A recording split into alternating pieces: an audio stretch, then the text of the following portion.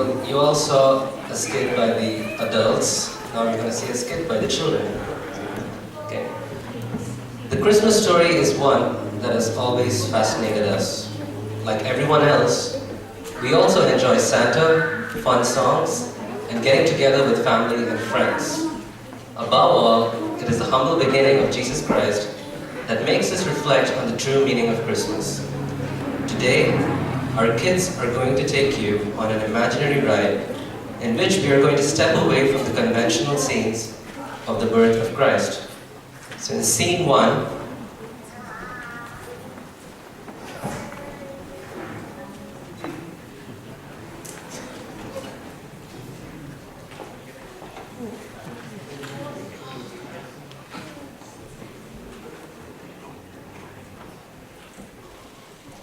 have you ever thought about how the world would have been if Jesus had chosen to be born in a rich palace instead of a manger? Let's look at the skit that's going to be enacted by our kids. Knock, knock, knock. I guess some of our friends have come. Let me open the door. Congrats, Joseph. I am very happy for you. Where's the baby? He's sleeping. Oh, let us not disturb him. Are you waiting for someone else? No. Shall we start the party? Yes. So Joseph and his friend start to celebrate the party without bothering about the baby. Who is the real hero of the party? So unlike what you saw, two humble people were chosen by God to raise his son. Great scholars were not chosen, kings and queens were not chosen. He was born poor, teaching us that true happiness is not necessarily found in an abundance of earthly goods.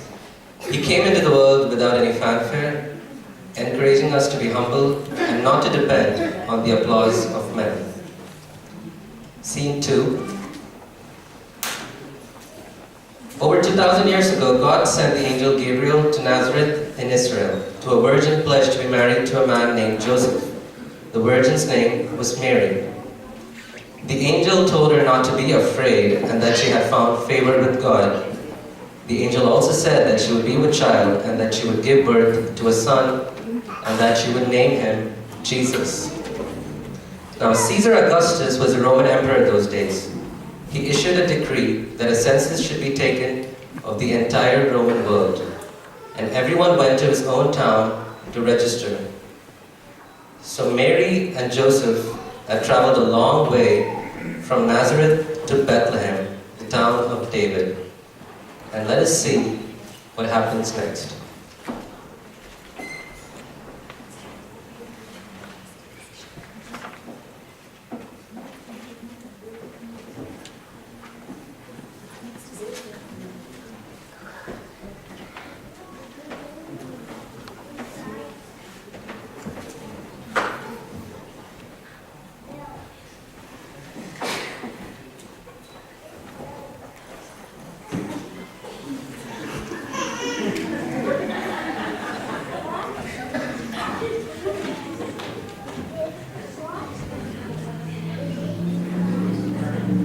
Mary, we have to walk very slowly.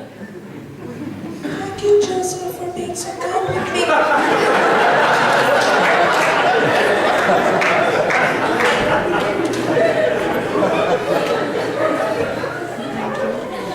Excuse me, sir.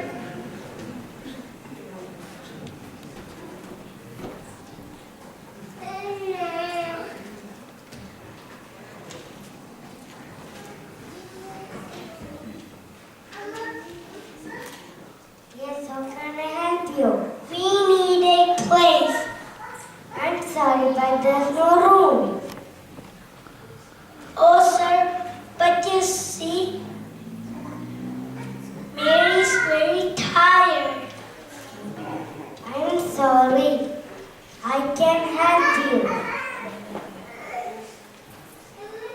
Oh, sir, but you see, Mary's going to have a baby. I can understand the problem. That is staying out back. But it's not much. It's a proper shelter from wind and nature. You can have some privacy. I can throw nice hay for you. What do you say? Thank you. We will definitely take it.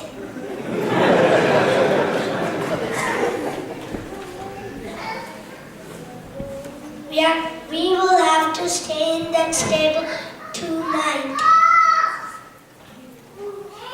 We will do God's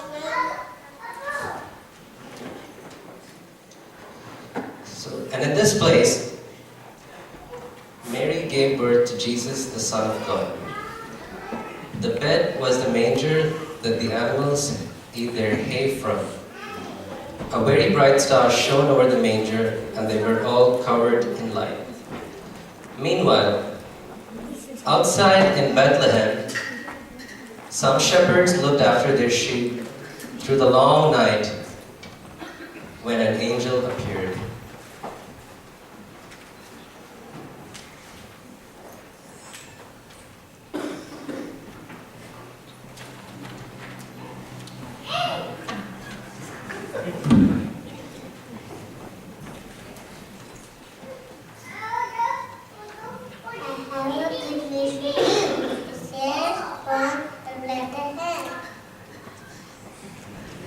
We have to go to Bethlehem to see what has happened. So the shepherds went to Bethlehem and found Mary and Joseph.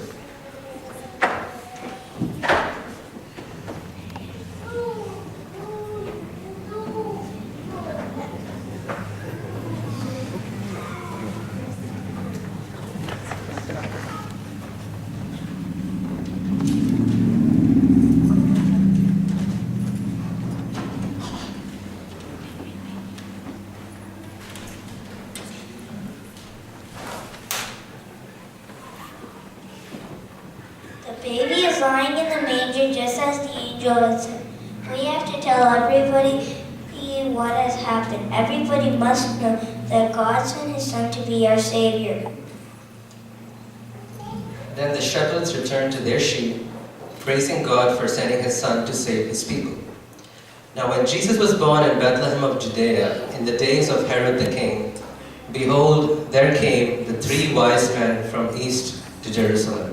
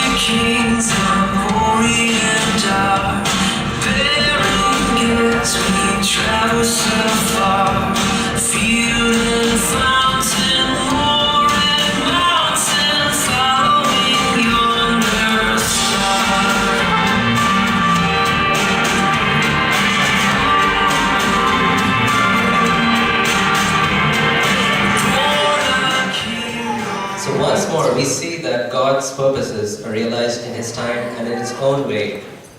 God so governed all of history that His Son was born, not into riches, but He chose for His Son to be humble all the years He was on this earth. God allows us to get close to Him so that we can give our love in exchange for His, so that in our freedom we might bow, not merely at the sight of His power, but before the wonder of His grace as well. Mark chapter 10 verse 45 says, "For even the Son of Man came not to be served, but to serve, and to give His life as a ransom for many." He Himself chose to be a servant by serving each one of us in a humble way. So being humble is one of the greatest qualities a Christian must possess. Psalms 149 verse 4 says, "For the Lord takes pleasure in his people, he adorns the humble with salvation." So on this Christmas day, let's make a resolution to live a life that upholds the virtues of compassion and humility. Merry Christmas, everyone. Amen.